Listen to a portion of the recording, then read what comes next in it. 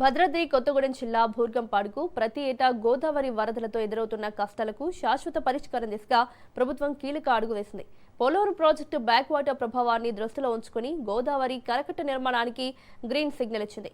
తొలి దశలో భూర్గంపాడు నుంచి సంజీవరెడ్డిపాలెం మీదుగా నాగినేని ప్రోలు వరకు కరకట్ట నిర్మించనుండగా ఇందుకు అవసరమైన 280 ఎకరాల భూసేకరణ కోసం 33.72 కోట్ల పరిపాలన అనుమతులు జారీ అయ్యాయి. 2027 గోదావరి వరదల నాటికి ఫేజ్ 1 పనులు పూర్తి చేయడమే లక్ష్యంగా అధికారులు ఏర్పాట్లు చేస్తున్నారు.